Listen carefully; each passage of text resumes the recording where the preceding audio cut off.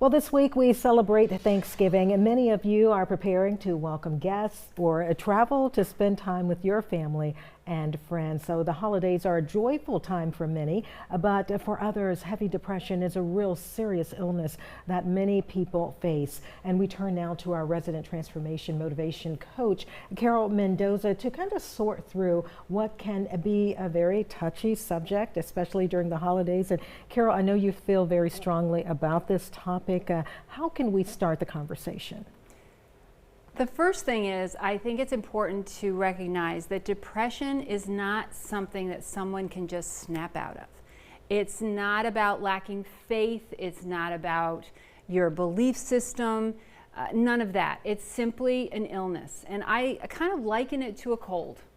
You know, some people can have a cold and get through the day, no issue.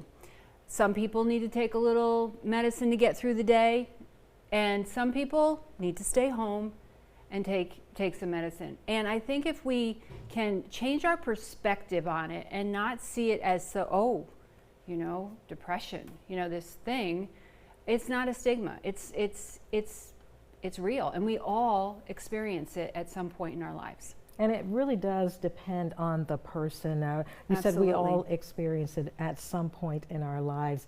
And there are many forms of depression as well. I'm not an expert, but I do know, as you mentioned, all of us, every once in a while I have my moments where I feel depressed as well. Absolutely. And I think it's important to understand that it's not something that we have to feel ashamed of or bad about. I mean, I remember when my grandfather died, I needed some help, and I'm not embarrassed about that. And I think we need to take that off the table. I think we need to stop that. It's not something that we should feel bad about. What are your suggestions, ways perhaps that if we are feeling depressed, especially during the holiday season that's upon us, how can we try to maneuver, try to navigate and cope? We talked a little bit last week about connections. When you are connected, when you are talking to people, when you are doing things for others, you really don't have time to be in those dark places. But sometimes it's just a matter of getting out and doing some exercise, because your serotonin levels do go up when you are exercising, and that can help a lot. So those are some practical things. One of the things that I have no idea why it works, Tina, but if you are feeling bad, what typically do? We hunch over, we get in this position, we're kind of down, we're looking at the floor. If you just change your position and look up. Never thought of that. It is crazy. I want to challenge all of you at home. Try this, because you can't think of things that are sad or depressing when you're looking up. I don't know why this works, but it does. In fact, if I am in that situation and I start looking up, after a while I just start to laugh because I can't believe it actually works. And I think there's a little, interesting thing about that too, because when you're looking up, where are you looking? You're looking to the one who sustained you. So that might be why.